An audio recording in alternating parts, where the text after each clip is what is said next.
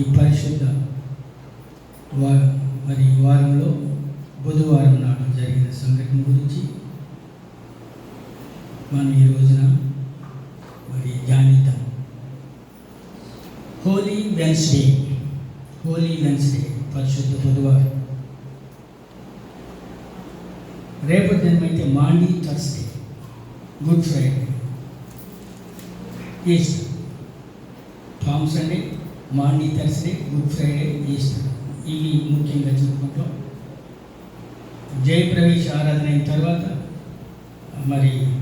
ఆ రోజు జరిగిన విషయాల గురించి మాట్లాడుకున్నాం.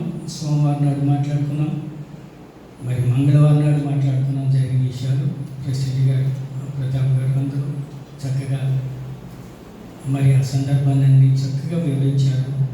ప్రభునామ స్తోత్రం. ఈరోజు ముఖ్యంగా చెప్పబడిన అంశం ఏంటంటే, ఈరోజు మన ధ్యానాంశం బేతనీయలో క్రీస్తు, యేసు.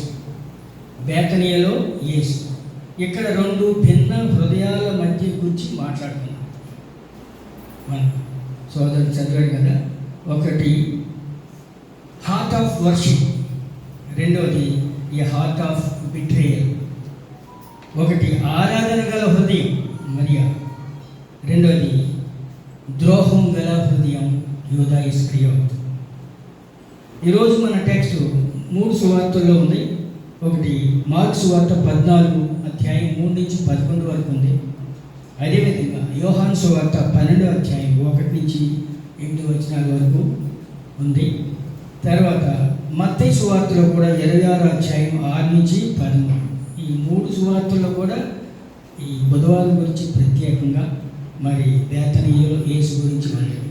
అయితే మొట్టమొదటిగా బేతనీయ బిఫోర్ క్రాస్, అంటే యేసు సిలువ వేయబడడానికి ముందు జరిగే అంశాల్లో ఒకరోజు యేసు బేతనీయ వెళ్ళడం జరిగింది.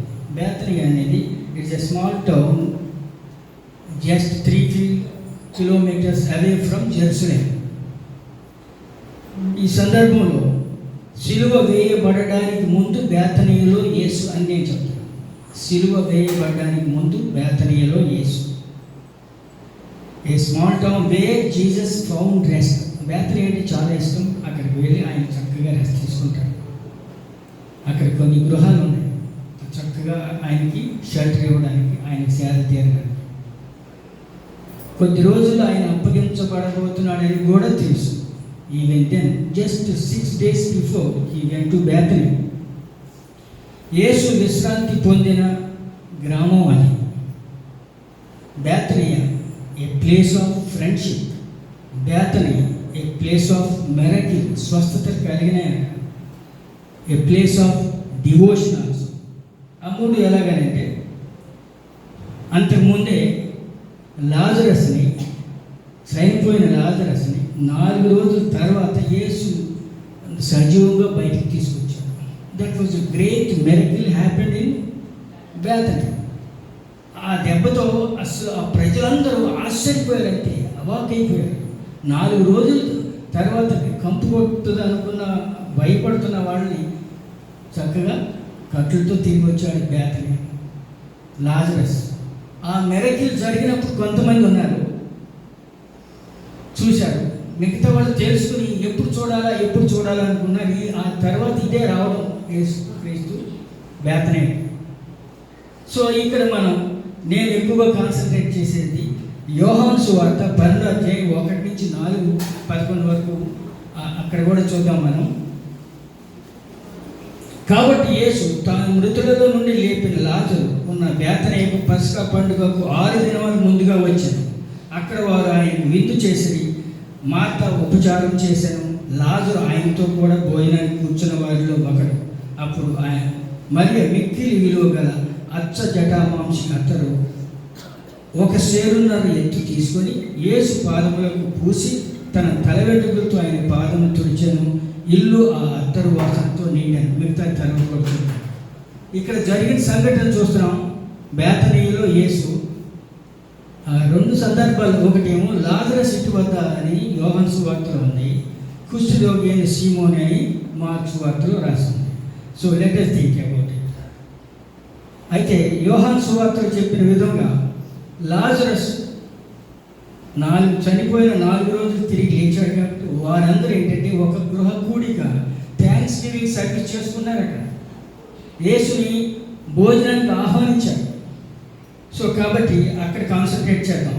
లాజరు ఇంట ఈ సంఘటన జరిగింది అనుకుందాం. లాజరు చనిపోయి తిరిగి లేచిన తర్వాత కృతజ్ఞత గృహ కూడిక ఏర్పాటు చేయబడింది.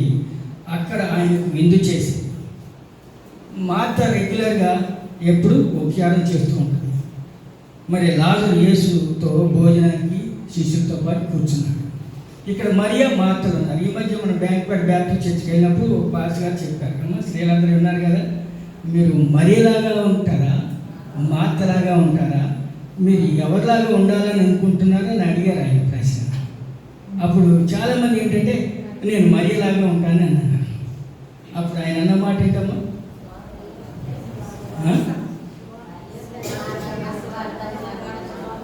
అప్పుడు కేవలం మరియలాగా ఉంటే మరి ఎప్పుడు యేసు పాదాల దగ్గర కూర్చునేది, దేవుని ఎప్పుడు స్తుతిస్తూ ఆయన వందనాలు చూస్తూ ఆయన చూసుకుంటూ ఉండేది. మార్త చక్కబెట్టేది అన్ని కార్యక్రమాలు. మరి ఆ కార్యక్రమాలన్నీ ఎవరు చక్కబెడతారమ్మా, మీరు మరియలాగా అలాగ కూర్చుంటే అని అన్నారు. అవునా? మరియా ప్లస్ మార్త అప్పుడు సువార్త. ఎస్, కాబట్టి స్త్రీలు అన్నవాడు సంఘంలో కుటుంబంలో కూడా మరియలాగా ఉండాలి, మార్తలాగా ఉండాలి. మార్త ఆయన్ని వెంట పెట్టుకుని రావడం, ఆ సపర్యలు అవన్నీ చేయడం. మరి అయితే ఓన్లీ డివోషన్, మరి అయితే ఓన్లీ డివోషన్. కాబట్టి ఒక స్త్రీకి కుటుంబంలో లేదా సమాజంలో ఏం కావాలి, మరియలాగా ఉండాలి, మార్తలాగా ఉండాలి. రైట్. ఇక్కడ మరి ఒకటి గమనించి విషయంలో ఆ రోజు ప్రత్యేకంగా ఇతరులు గుర్తించని ఆత్మీయతను మరి గుర్తించింది. ఇంగ్లీష్లో కూడా చెప్తున్నాను నేను. Mary recognizes something no one else does. ఎవరు ఆ విషయాన్ని గుర్తుంచుకోవాలి, కానీ మేరీకి మాత్రం ఒక ప్రత్యేకమైన ఆత్మీయతను మరియ గుర్తుంచుకుంది. The act of Mary. అయితే చదవబడిన దానిలో మేరీ ఏం చేసింది, మరియ చేసిన కార్యం ఏంటంటే ద ఎక్స్ట్రావగెంట్ వర్షిప్. మామూలు వర్షిప్ కాదు, మామూలు ప్రార్థన కాదు, ఎక్స్ట్రావగెంట్ అంటే అత్యంత విలువైన, స్వచ్ఛమైన, అచ్చ జటామాంసి కలిగిన ఒక జార్ తీసుకొచ్చింది. షేరున్నర ఎత్తు కలిగిన, షేరున్నర అంటే కిలోలో 2 కిలోలు నరంత ఉంటుంది అనుకోండి, అంత ఎత్తు కలిగిన అచ్చ జటామాంసి, స్వచ్ఛమైన అచ్చ జటామాంసి అని ఎందుకు కానిస్తున్నానంటే అది చాలా విలువైంది. ఎంత విలువైంది నేను తర్వాత చెప్తాను. 1.5 షేరు ఎత్తుగల అత్తరు జార్ని తీసుకుని వచ్చింది. దాని విలువ ఆ రోజుల్లో 300 దేనారాలని చెప్పడం జరిగింది. అంతేకాదు 1 సంవత్సరపు కూలి ఆదాయం కూడా చెప్తున్నారు. 1 సంవత్సరం అంతా పనిచేస్తే ఒక కూలి ఎంత ఉంటుందో అని కూడా చెప్తున్నారు. అంటే ఉదాహరణకి ఈ రోజుల్లో ఒక కూలీకి జాలిగా చెప్పండి 800 రూపాయలు మినిమం ఇస్తాం కదా, 800 రూపాయలు చొప్పున నెలకి 30 రోజులు 5 రోజులు సెలవు తీసుకుంటే 25 రోజులు పనిచేస్తే 8 ఎంత అయిందంటే 20,000 అవుతుంది. ఓకే, నెలకి 20,000 చొప్పున సంవత్సరానికి 12 నెలలకి 12 20 ఎంత 2,40,000 రూపాయలు. ఆ బాటిల్ ఖరీదు ఎంతమ్మా, 2,40,000 రూపాయలు. ఈ రోజులు ఎవరైనా anybody is right to do that. మనం చేయగలమా? ఆవిడ ఎంత, ఆవిడ స్తోమత ఎంత, ఆవిడ సమర్పించింది ఎంత. ఫస్ట్ ఆఫ్ ఆల్ తన హృదయాన్ని సమర్పించింది. తర్వాత అత్యంత విలువైన అత్తరం, అత్యంత విలువ. అసలు ఆ రోజుల్లో బంగారం మరి ఇలాగా దాచుకోవడం కాకుండా అత్తర్ రూపంలో దాచుకుంటారట ధనాన్ని. అవసరమైనప్పుడు గబాలను తీసుకొని అమ్మేసుకుని డబ్బులు తెచ్చుకుంటారు, వేరే తెచ్చుకుంటారు. ఈ స్త్రీ ఒక సామాన్య స్త్రీ మార్త మరియా ఏం చేసిందని అంటే అచ్చ జటామాంసి అంత 2,40,000 ఆ రోజుల్లో 300 దేనారాలు అన్నారు. అది చాలా స్తోమత మించింది అది. అయితే మేరీ బ్రేక్స్ ద జార్. ఆ జార్ తీసుకొచ్చి, జార్ అని ఎందుకున్నాను, చిన్న బుడ్డి కాదు అది, యాక్చువల్గా అత్తర బుడ్డి అని అన్నారు, కానీ 2 షేరున్నర ఎత్తు కలిగిన జార్ని ఆవిడ ఏం చేసిందంటే seed that is very precious one. ఇంకో ఇంకొక మాట చెప్తాను. ఈ అత్తరు ఎక్కడ దొరుకుతుంది అని అంటే, ఎంత పవిత్రమైందని అంటే, మన హిమాలయ ప్రాంతాల్లో, మంచు ప్రాంతాల్లో రేరుగా దొరికే ఒక మొక్క నుండి సేకరిస్తారు. అంతేకాదు నేపాల్ ప్రాంతంలో ఐస్ మీద ఇది ప్రత్యేకంగా రేరుగా దొరికే మొక్క. అందుకు దీని ప్రాసెస్ కూడా చాలా ప్రత్యేకంగా ఉంటుంది. అందుకు అంత ఖరీదైన జటామాంసి. ఓకే, దాని హెర్బల్ నేమ్ కూడా జటామాంసి అని ఉంది, నేను చూశాను. రైట్, ఇక్కడ మేరీ బ్రేక్స్ ద జార్ అన్నప్పుడు దానికి ఏ సింబల్గా చెప్తున్నాం అంటే, అత్తరుబొట్టు మూతను పగలగొట్టింది అని అంటే it's a sign of total surrender. ఆవిడ తనకు తనుగా సరెండర్ అయిపోయింది అంతే. ఇది మరియ తన హృదయాన్ని పూర్తిగా సమర్పించుకుంది. ఎంతో భక్తితో యేసు తలపై అత్తరును పోసి అభిషేకించింది. అంతకుముందు ఎప్పుడు మరియ కాళ్ళ దగ్గర కూర్చునేది తప్పితే ఎప్పుడు ఇటువంటి క్రియ చేయలే. ఒకేసారి అది పగలగొట్టుకునే గుమానింపు వచ్చింది. అదంతా వింతైన గొప్ప సువాసన, పరిమళం వెదజల్లింది. ఆ గది వాళ్ళ చిన్న ఇల్లు అది.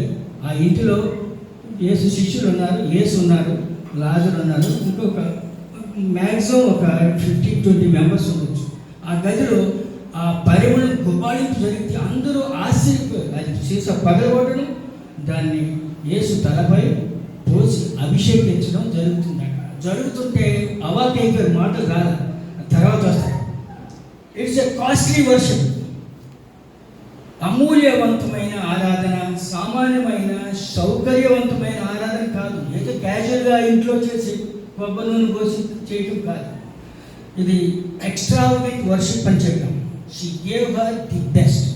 యేసయ్యకు దేవునికి ఇచ్చినప్పుడు ఎప్పుడు మనకి స్తోమతకు మించి ఇవ్వాలి. And she has done the same thing.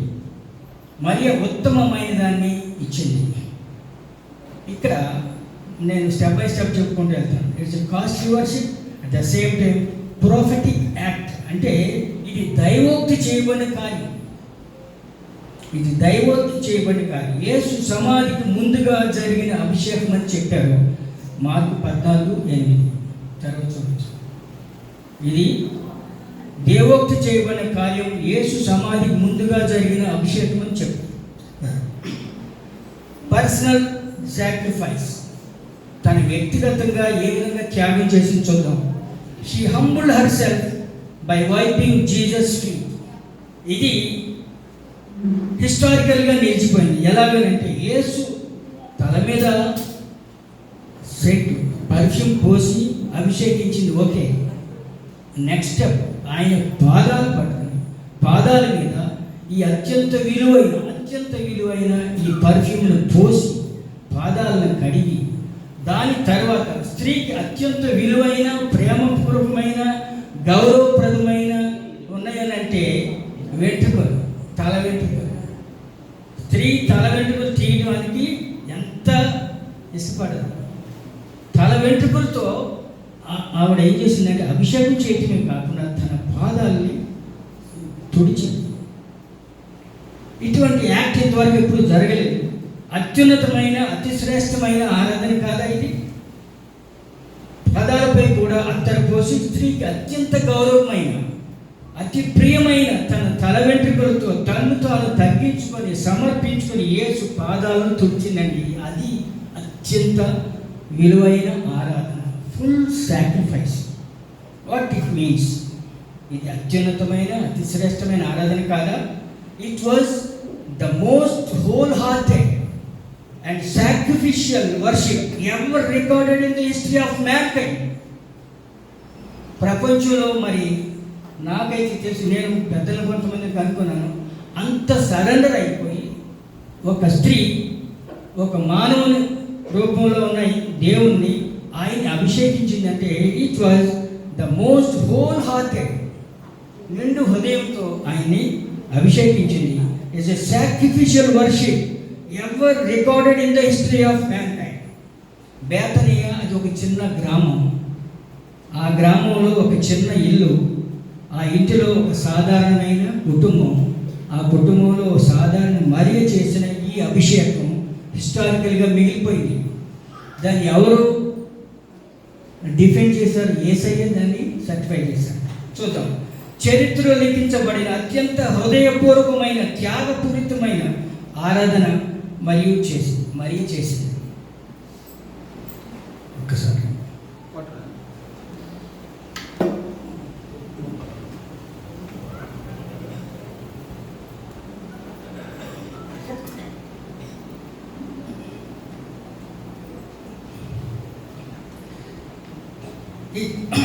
చరిత్రలో లిఖించబడిన అత్యంత హృదయపూర్వకమైన త్యాగపూరితమైన ఆరాధన మరీ చేసింది. ఓకే, ఇప్పుడు మనం అప్లై చేసుకున్నాం. మనం కూడా యేసుని ఇలాగే ఆరాధిస్తున్నామా? ప్రతి ఆదివారం, బుధవారం, శుక్రవారం, మరి మధ్యాహ్నం స్త్రీల సమాజం, మార్నింగ్ మరి ఆదివారం ఉదయం సండే స్కూల్, ఇవన్నీ వస్తున్నాం, చేస్తాం, వెళ్తున్నాం. పండుగలు వస్తే జరుపుతున్నాం. We are celebrating. అయితే ఉత్తమమైనదిగా ఇస్తున్నామా? దేవునికి సమర్పించేది ముందు హృదయాన్ని ఇవ్వాలి, ఆ తర్వాత అత్యంత విలువైంది ఇవ్వాలి.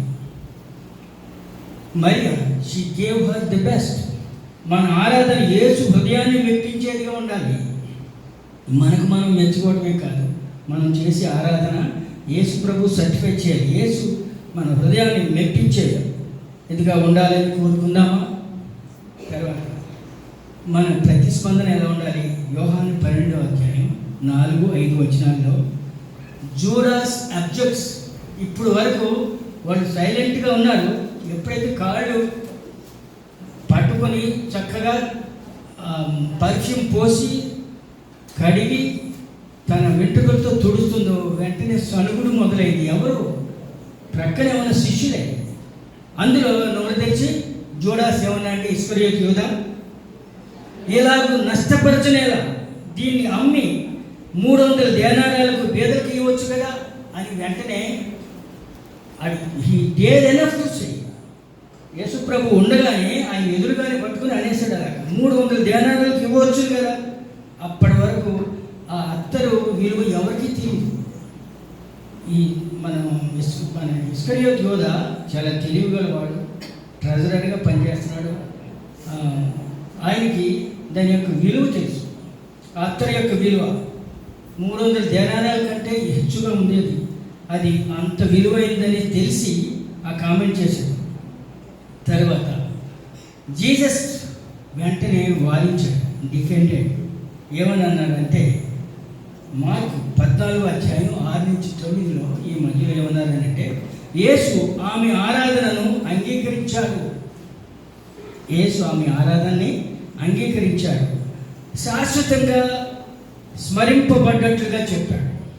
అంటే it will be a historical moment, it will be memorable for ever and ever. Never happen, never before or ever after.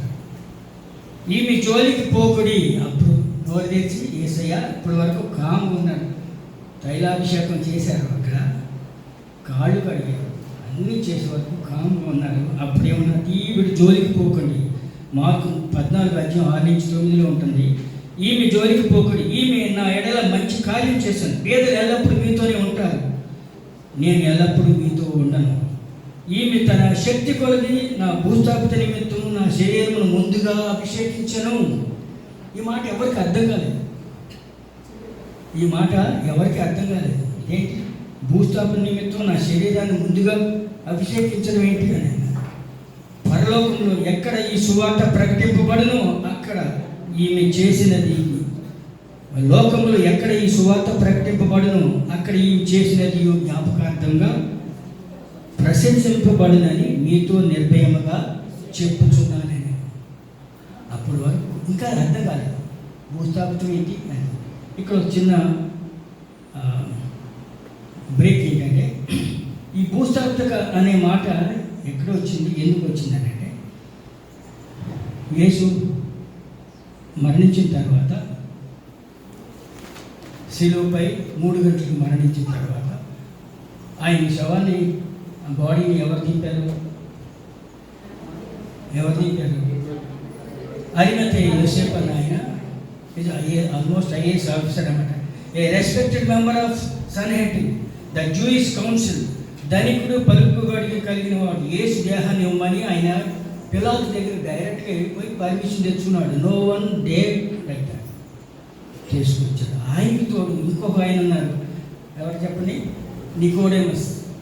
ఆ నికోడేమస్ ఏం చేశారంటే ఆయన కూడా he is a Pharisee, member of Sanhedrin.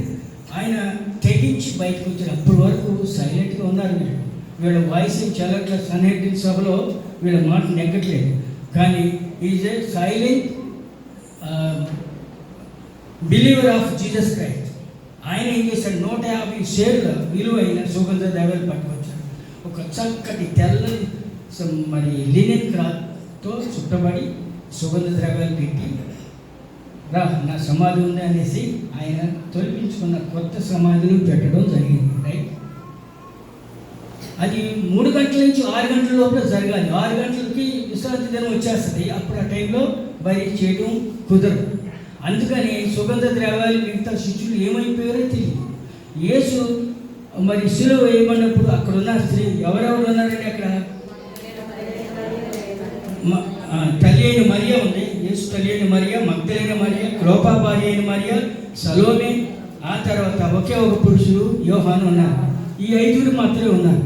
What about Bethany Mariya? అందుకు ఆ పాయింట్ ఇప్పుడు చెప్తున్నాను. Bethany Mariya అక్కడ లేదు.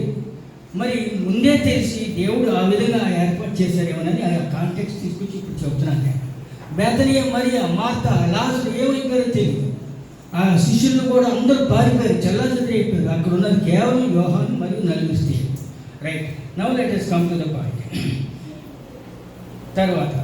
దీని తర్వాత అప్పటి వరకు యూదా ఇస్కరియోతు కోపం వచ్చింది. ఇంత వేస్ట్ చేస్తాను, నిజంగా పేదల మీద ప్రేమ కాదు యూదా ఇస్కరియోతుకి. ఎప్పటికప్పుడు ఆ డబ్బు సంచులు తస్కరిస్తూనే ఉన్నాడు. ఆ విషయం అందరికీ తెలుసు.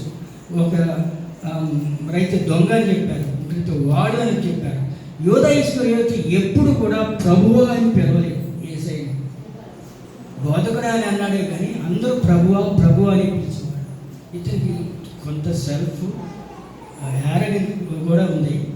ఎప్పుడు ప్రభువు అని పిలవలేదు. అయితే పేదల మీద ప్రేమ లేదు. కానీ అది అమ్మి 300 దేనారాలకు అమ్మి పేదలకు ఇవ్వచ్చు కదా అని కూడా అన్నాడు. అయితే దీని తరువాత మన వాక్యంలో చెప్పిన రీతిగా మార్కు సువార్త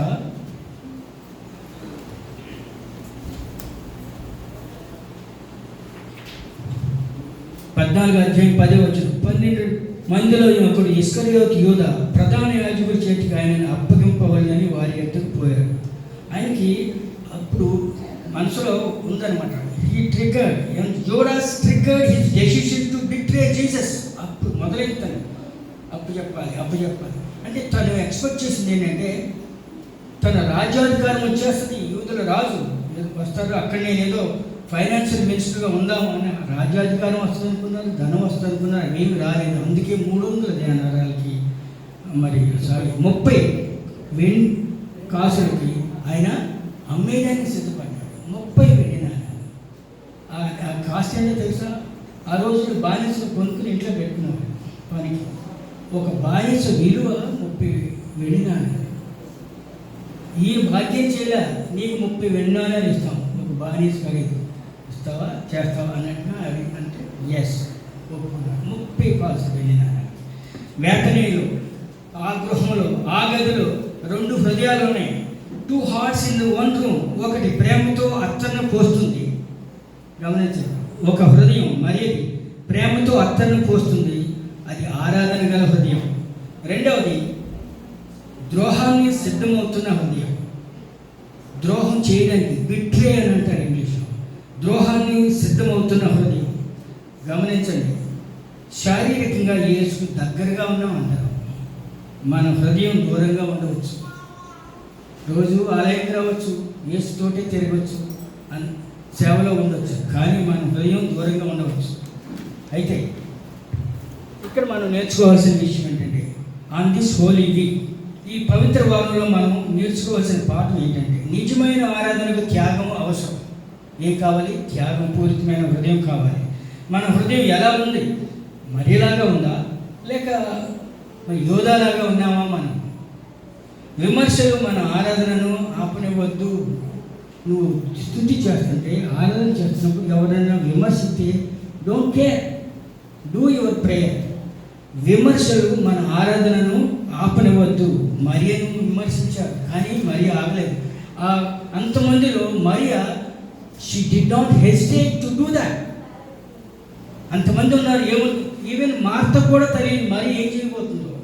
యేసు గ్రహించి ఉండొచ్చు, కానీ ఎవరికి తెలియదు. తను నిర్ణయించుకొని ఎవరు ఏమనుకుంటే ఏంటని తల వెంట్రుకలతో రుద్దుతుంటే ఇతరులు ఏమనుకుంటారు అని కూడా ఏమీ లేకుండా తను సమర్పించుకుని చేసింది. విమర్శలు మన ఆరాధనని ఆపనివద్దు. మరియను విమర్శించారు, కానీ యేసు ఆమెకు మద్దతుగా నిలిచారు. అది మనకు కావాలి. యేసు దగ్గర ఆవిడ సర్టిఫై చేసుకుంది. యేసు మన ఉద్దేశాన్ని తెలుసుకుంటారు. రైట్. ఇప్పుడు ఒక పాయింట్ నేను ఏమని చెప్పానని, ఏ హార్ట్ ఆఫ్ వర్షిప్ అని చెప్పాను. రెండవది ఏ హార్ట్ ఆఫ్ బిట్రేయల్, అంటే ద్రోహం గల హృదయం. ద్రోహం గల హృదయం ఎవరిది? జూడా ఇస్కరియోత్. యోధ. యోధ అనగా అర్థం ఏంటి? స్తుతి, దేవుని స్తుతి. ఆ మొట్టమొదటి ఓల్డ్ టెస్టిమెంట్లో ఎవరు పెట్టారు ఆ పేరు? యాకోబు భార్య లేయా కుమారునికి ఏమని పెట్టింది? యోధ అని పెట్టింది. యోధ చక్కటి పేరు, స్తుతి, దేవునికి వందనాలు. యోధ తండ్రి పేరు సీమోన్. ఇస్కరియోత్ యోధ అని చెప్తున్నాం కదా. తన యొక్క తల్లి సిబోరా. అది బైబిల్లో లేదు, కానీ హిస్టారికల్లో ఈవెంట్స్లో ఉన్నాయి. అయితే ఇస్కరియోత్ అనేది వాళ్ళ ఫ్యామిలీ పేరు. కిరియోత్ అనేది వాళ్ళ ప్రాంతానికి పేరు. ఇష్ ప్లస్ కిరియోత్. ఇష్ అంటే మనిషి, కిరియోత్ అంటే పట్టణపు మనిషి అని అర్థం. అది యాక్చువల్గా ఇస్కరియోత్ అంటే సహజంగా మన తమిళన్స్ ఏం చేస్తారంటే వారి పేరు వెనక వాళ్ళ తండ్రి పేరు ఉంటుంది. అలాగా వీళ్ళకి ఈ సర్నేమ్ లాగా ఇస్కరియోత్ ఉండిపోయింది. యేసు 12 మంది శిష్యులలో 11 మంది గలిలయ సముద్ర తీరం వాళ్ళే. దరిదాపు పామర్లు, జాలర్లు, అంటే పెద్ద చదువుకున్న వాళ్ళు ఏమి లేదు. ఆ 12 మందిలో ఒకరు మాత్రం, that is none other than Iscariot యోధ. యోదయ ప్రాంతానికి చెందినవాడు. యేసు ఎక్కడ పుట్టాడు? యోదయ ప్రాంతంలో పుట్టాడు. పెరిగింది ఎక్కడ? గలిలయ ప్రాంతంలో పెరిగాడు. అయితే యోధా ఇస్కరియోత్ యోధా ప్రాంతానికి చెందినవాడు. అయితే 11 మంది గలిలయ ప్రాంతంలో వారందరూ క్రీస్తుని వెంబడించారు. అయితే మరి యోధా ఇస్కరియోత్ మాత్రం లోకాన్ని వెంబడించాడు. ఈయన తెలివిగలవాడు, చదువుకున్నవాడు, పట్టణపు మనిషి. ఇస్కరియోత్ అని చెప్పాను కదా. తర్వాత అందుకే ఈ ఇస్కరియోత్ యోధా అని ట్రెజరర్గా చేశారు. అయితే యోధా పేరుకు తగిన మరి జీవితం మాత్రం ఆయన జీవించాలి. యోధా అని మంచి పేరు పెట్టుకున్నారు, కానీ తన జీవితం మాత్రం అలా లేదు. యేసుని వెంబడించాడు, యేసుతో పాటే ఉన్నాడు, కానీ తన హృదయాన్ని ఇవ్వలేదు. యోధా ఎన్నిసార్లు చెప్పుకున్నాం కదా, ధనాపేక్ష కలిగినవాడు. కేవలం 30 వెన్నాలు కనుక ఆ రోజుల్లో ఒక బానిస వేళ యేసుని ప్రధాన యాజకులకు శిష్యులకు అమ్మి పాపాన్ని కట్టుకున్నాడు. కొంచెం దీర్ఘంగా ఆలోచించుంటే ఎంత బెనిఫిట్ పొందేవాడో చెప్తున్నాను. మనం ప్రతిరోజు మన క్రియల ద్వారా మరి అక్కడ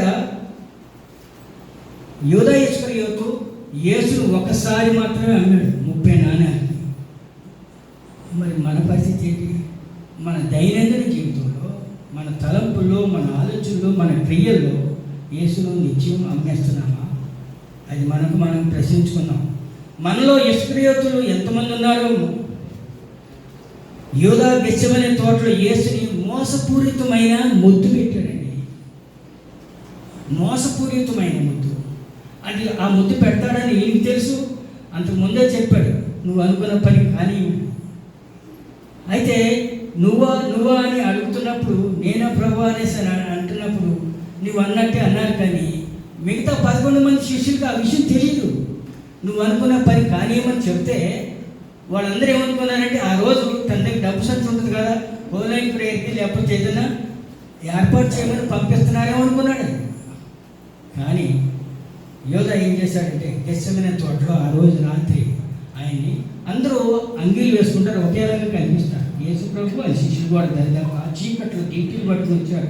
ఎలాగా సైన్ అంటే ఎదురుగా వచ్చి ముద్దు పెట్టుకుంటారు, ఆయనే యేసుక్రీస్తు అని చెప్తే అప్పుడు ముద్దు పెట్టుకుంటారు. ఒక్క విషయం, 12 మంది శిష్యులు కలిసి రేపు జరగబోయే లాస్ట్ సప్పర్ మీటింగ్ ఉంటుంది కదా, బల్ల ఆరాధన, అందులో కనుక యేసు ప్రభు నువ్వు ఇతనే నన్ను అప్పచెప్పేది అని ఉంటే పేతురు మలుకనేవాడిని తగ్గొట్టాడు కదా. ఏమండి ఇక్కడ ఏం చేసేవాడు, అందరూ కలిసి జోడాన్ని చంపేసేవాడు, అండి అసలు బతకనిచ్చేవాడు. యేసు చెప్పలేదు, అందుకని వాడిద్దరికి మాత్రమే తెలుసు నువ్వు చేయాలనుకున్నది చేయమని పంపేశారు. యోధా గెచ్చమనే తోటలో మోసపూరితమైన ముద్దు పెట్టాడు. అప్పటి నుంచి జోడాస్ కిస్ అని అంటారు. మోసపూరితమైన కిస్ చేస్తే దాన్ని జోడాస్ కిస్ అని అంటారు. తక్కిన శిష్యుల వలె ప్రపంచంలో అంతా తిరిగి సువార్త చెప్పవలసిన వాడు 11 మంది సువార్త చెప్పారు. ప్రపంచంలో మంచి పేరు తెచ్చుకున్నాడు. అతనికి ఆ భాగ్యం లేదు. ధనాపేక్షతో యేసుని మాత్రం అమ్మేశాడు. ఆ మర్నాడు శుక్రవారం నాడు గుడ్ ఫ్రైడే రోజు ఉదయం 9 గంటలకి యేసు రాత్రంతా శ్రమ పెట్టారు. 6 సార్లు తీర్పు జరిగింది. గమనించారు కదా, అది టాపిక్ తర్వాత చెప్పుకున్నాం. ఉదయం అయ్యేసరికి అసలు రాత్రి అంతా తనకు నిద్ర పట్టలేదు. ఉదయం అయ్యేసరికి యేసయ్యను ఒక ఇంత మిడ్డి మీద చేతులు కట్టేసి ఇలా సంఖ్యలు వేస్తారు. మనం ప్యాషన్ ఆఫ్ క్రైస్ట్లో చూసాం కదా, యేసు శరీరం మీద 39 దెబ్బలు కొడుతున్నప్పుడు శరీరం అంతా ఛిద్రమైపోయినప్పుడు ఆ సీన్ స్వయంగా ఇస్కరియోతు చూసాడు. అప్పగించేటప్పుడు ఇవన్నీ ఆలోచించాలి. ఆ పరిస్థితి చూసి ఇంకా తనలో కూడా మానవత్వం వెళ్ళిపోయాడు. ఇంకా వెండి నాణ్యాలు తీసుకెళ్ళి వాడికి ఇవ్వబోతే తీసుకోలేదు. వెంటనే ఆలయంలో పడేసేసి చనిపోవడానికి ఎత్తుపడ్డాడు. అది సూయిసైడల్ టెండెన్సీ ఎవరు ఇస్తారంటే సైతాన్ ఇస్తారు. సైతాన్ ద్వారా బాగా ఇన్ఫ్లుయెన్స్ కాబట్టాడు. కానీ అయితే దేవుని వైపు మాత్రం రాలేదు. అలాగని వచ్చింటే దేవా నన్ను క్షమించమని ఉంటే ఆ సమయంలో కూడా శిలువ మీదే ఒకరిని క్షమించాడు కదా యేసయ్య, క్షమించేవాడే. కానీ తన మనసు యేసయ్యని క్షమించమని అడగడానికి రాలేదు. అది ఒక గొప్ప విషయం. ఏంటంటే సైతాన్ కనుక ఆవరించుంటే ఒక వారం రోజుల క్రితం మా ఇంటి ప్రక్కనే మా అబ్బాయి తోటి వాడు ఒక కుర్రాడు చనిపోయాడు. మీరందరూ పేపర్లో టీవీలో చూస్తుంటారు. ఆ కుర్రాడు వారం రోజుల క్రితమే హ్యాండ్ చేసుకోబోయే ముందు ఏం చేశారంటే సూసైడ్ నోటు మరి వీడియో చేసేసారు. అప్పుడు వాడిని రక్షించి తీసుకొచ్చి మళ్ళీ ఇంట్లో పెట్టారు. కానీ మళ్ళీ రెండోసారి చేసుకున్నాడు. అంటే ఆ టెండెన్సీ ఉన్న వాడిని సైతాన్ని వదిలిపెట్టారు. చనిపోయాడు. ఈ రోజున కార్యం జరిగింది ఆ ఇంటి దగ్గర. మా అబ్బాయి తోటాడు అనమాట. పెళ్ళి అయింది, చూసి ఇంట్లో ఉండేసుకున్నాడు. ఆ తల్లిదండ్రులకి ఎంత శోకం. ఆ భార్య పెళ్ళి అయింది కానీ పిల్లలు ఇంకా లేరు. యంగ్ పీపుల్ అనమాట, యంగ్ కపుల్. ఆ కుర్రోడు అలా చనిపోయాడు. విషయం ఏంటంటే నేను ఎందుకు చెప్తున్నానంటే సైతాన్ని ఆవరించే ఆ టెండెన్సీ 2-3 సార్లు వాళ్ళు తప్పించారు. కానీ సైకియాట్రిస్ట్ దగ్గర కూడా తీసుకెళ్లారు కౌన్సిలింగ్కి. అయినప్పటికీ సైతాన్ని వదలలేదు. అలాగే ఇస్కరియోతు యోధాన్ని వదలలేదు సైతాన్. పశ్చాత్తాపం పడ్డాడే కానీ యేసు వైపు తిరగలేదు. వెళ్ళాడు, చెట్టుకి ఊరేసుకున్నాడు. వీడి పరిస్థితి ఎంత భయంకరం అంటే ఊరేసుకుంటే తాడో లేదా కొమ్మ తెగిపోయి తలకిందలుగా పడిపోతే మధ్యలోకి చిరిగిపోయి పేగులు బయటకు వచ్చి భయంకరమైన చావు చనిపోయాడు. భయంకరమైన చావు చనిపోయాడు. రైట్. సో ఈ విషయంలో రక్తం కారుతుంటే చూసి భరించలేక పశ్చాత్తాపడ్డాడు. కానీ అతనిలో సాతాను దేవుని వైపు తిరగనీయలేదు. 30 వెండి నాణాలు తిరిగి ఇవ్వబోతే వాళ్ళు తీసుకోలేదు. దేవాలయంలో విసిరేసి కరెక్ట్ గుడ్ ఫ్రైడే రోజున 9 గంటలకు వేసి సిలువ ఎక్కారు. అదే టైంలో తను పోయి ఒక్కడే గురివేసుకున్నాడు. అయితే బ్రద్దలైనందున అతని పేర్లు బయటికి వచ్చేసాయి. మరి అపోస్తుల కార్యంలో 1:18 ఉంటుంది ఆ విషయం. 30 వెండి నాణాలతో కుమ్మరి వారి పొలం కొనబడింది. 30 వెండి నాణాలతో. దానికి ఒక ప్రత్యేకమైన పేరు పెట్టారు, అఖిల్ ధామ, రక్తభూమి, ఫీల్డ్ ఆఫ్ బ్లడ్. అక్కడ ఎవరికంటే మరి బయట నుంచి వచ్చిన వాళ్ళు, ఫారినర్స్ ఎవరన్నా అంటే ఇతర ఎవరైనా వచ్చి చనిపోతే వాళ్ళని పాతిపెట్టారు. కానీ ఇక ఆ స్థలం కొన్నారు. వాళ్ళు కానుక పెట్లు వేయలేగా ఆ 30 నాణ్యాలు. అది గుర్తుపెట్టుకోండి. రక్తపూరితమైనది, అది మాకు వద్దని తిరస్కరించారు. దాన్ని పొలం కొన్నారు. దాన్ని అఖిలధామ అంటారు. యోధా ధనాపేక్షతో రక్షణను కోల్పోయాడు. అది మనకు చెప్పాలి. మెయిన్ మనం చెప్పాల్సింది బిట్రేయింగ్, యేసుని మోసగించాడు. తర్వాత తనకు తను మోసపోయాడు. ధనాపేక్ష, అధికార కాంక్షతో రక్షణను కోల్పోయాడు. అంతేకాదు, నిత్య జీవాన్ని కోల్పోయాడు. తను నిత్య జీవనం ఎంత 30 వెండి నాణ్యాలకు అమ్మేసి అంత పనిచేస్తున్నాడు. On this holy Wednesday we stand between 2 ways. ఒకటి ద పర్ఫ్యూమ్, రెండోది ద సిల్వర్ కాయిన్స్. మరి అత్తరు పరిమళం గది నిండా గుబాళించి వ్యాపించింది. అది one way, the perfume. Mary's perfume filled the entire room with fragrance. The silver coins యోధా ద్రోహం చనిపోయేందుకు దారితీసింది. యోధా ద్రోహం చనిపోయేందుకు దారితీసింది. Judas betrayal led to pitiable death. భయంకరమైన జాలి కలుగుతుంది. అటు చూస్తే అయ్యో ఎంత భయంకరమైన చావు చనిపోయాడు ఏంటని. Judas betrayal led to a pitiable death. మనం ప్రశ్నించుకున్నాం ఏంటంటే, నా జీవితం నుండి ఏ పరిమళం వస్తుంది? ఎవరి మటుకు వాడు ప్రశ్నించుకున్నాం. ఆరాధన లేదా ద్రోహం? మరి అత్తరి పరిమళం లాగా మనకి పరిమళం వస్తుందా? మన హృదయం నిండా బిట్రే ఉందా? ఈ ఈస్టర్కి నీ హృదయం, నా హృదయం సిద్ధంగా ఉందా? 40 రోజులు మరి పాస్ గారు అందరూ కలిసి వాక్యం చెప్పాడు. రోజు వస్తున్న వాళ్ళు ఉన్నారు. కొంతమంది నాలాంటి వాళ్ళు లేట్కి వచ్చినా మిగతా వాళ్ళందరూ కూడా వచ్చారు. 40 రోజులు వాక్యం ఉన్నారు కదా. మరి ప్రెసిడెంట్ గారు చెప్పినట్టుగా 7 ఎంతమంది బ్యాప్టిజం తీసుకుంటున్నారని తెలిసింది. అది చాలా గొప్ప విషయం. ప్రేతులు అంత కష్టపడి చెప్పినప్పుడు ఆ వాక్యం యొక్క ఫలితం మన హృదయాల్లో ఫలించాలి. ఈరోజు నేను మొట్టమొదటి ప్రార్థన చేసుకుని వచ్చాను. దేవా, నేను వాక్యం చెప్పడానికి వస్తున్నాను. నన్ను సిద్ధపరిచి, నన్ను మరుగుపరిచి, నా యందు మీరు వాక్యం చెప్పి అనేక ఆత్మలకు ఈ వాక్యం హత్తుకునేలాగా చేయండి దేవా అని ప్రార్థన చేసుకున్నాను. I'm preparing my heart for Easter. ఈస్టర్కి నా హృదయం సిద్ధమా? With love and surrender. ఈస్టర్కి మన ప్రేమతో పూర్వకంగా సరెండర్ అయి ఉంటున్నామా? ప్రశ్నించుకుందాం. ఆ విధంగా సిద్ధపరచుకుందాం మన హృదయాన్ని. దయచేసి గమనించండి. ఇంతసేపు చెప్పాను నేను. మీ అందరిలో మరి చేసిన కార్యం అంతా గుర్తుంది. యోధయ మరి ఇస్కరియోతు యోధా చేసిన కార్యాలు గుర్తున్నాయి. మనం ఏ వైపు ఉన్నాం? పరిమళం వైపు ఉన్నామా? బిట్రేయల్ వైపు ఉన్నామా? ఎవరి మట్టుకు వాళ్ళు ఆత్మపరిశీలన చేసుకుంటాం.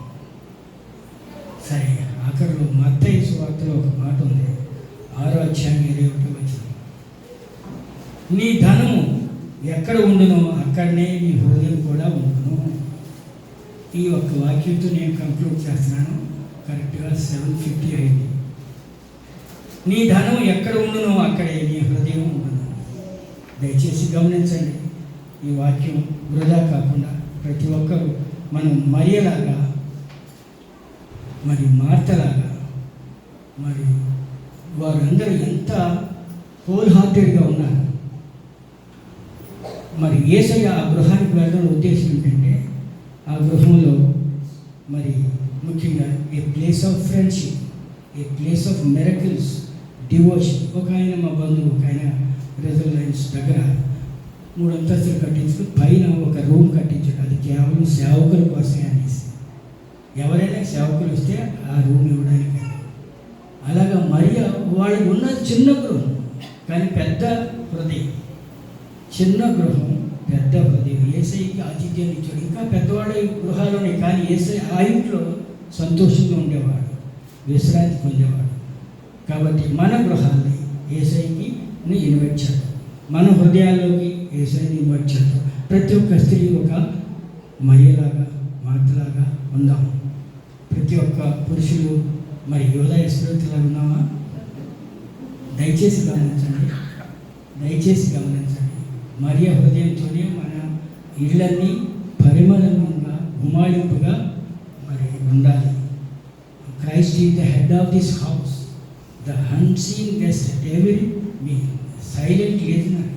సో కాబట్టి మన గృహాన్ని మనం సిద్ధపరచుకుందాం, మన హృదయాన్ని మనం సిద్ధపరచుకుందాం. దయచేసి ప్రార్థనాపూర్వకంగా మీరందరూ ఇంటికి పోయి ఈ వాక్యాన్ని మళ్ళీ ఒకసారి ధ్యానం చేసుకుని జన్మలో మళ్ళీ మీరు మర్చిపోరు. దేవుడు మిమ్మల్ని అందరూ దీవించుగాక. చిన్న ప్రార్థన చేస్తారు. మా మీకు కృప కలిగిన మా పరలోక తండ్రి, నీ ఘనమైన నామానికి స్తోత్రం స్తోత్రం స్తోత్రం దేవ. నేను ఈరోజు మీరు మాకు ఇచ్చిన చక్కని వాక్యం నిమిత్తమే వందనాలు తండ్రి. మరియు నీ కాళ్ళ దగ్గర నీ పాదాల చెంత ఉండి ఎప్పుడు సేవ చేసిద్దండి, నేను స్తుతించేది వర్షిప్ చేసిద్దండి. దానికి ఇచ్చిన హృదయాన్ని మా అందరికీ దయచేయండి దేవా.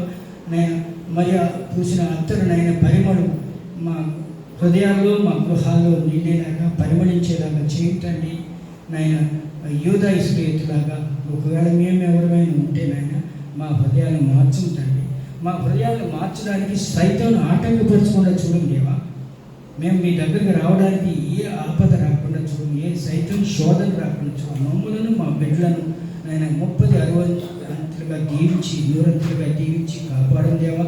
చిన్న బిడ్డలు మొదలుకొని పెద్దల వరకు ప్రతి ఒక్కరిని ఆయన మీ కాపుదల్లో భద్రపరిచి మా అందరికీ సంపూర్తి అయిన క్రైస్ట్ సెంటర్డ్ చర్చ్గా, క్రైస్ట్ సెంటర్డ్ హౌస్గా, క్రైస్ట్ సెంటర్డ్ హార్ట్ హృదయంగా మమ్మల్ని ప్రతి ఒక్కరిని దీవించి సంతోషంతో ఆనందంతో సమాధానంతో నాయన మా హృదయాలను రేపు జరగబోయే నాయన బల్ల ఆరాధనకు, ఆ తర్వాత గుడ్ ఫ్రైడేకు, ఈస్టర్కి మా హృదయాలను సిద్ధపరచమని మా ప్రభువును ప్రియరక్షకుడైన యేసునామం పేట ప్రార్థించి వేడుకుంటున్నాం తండ్రి.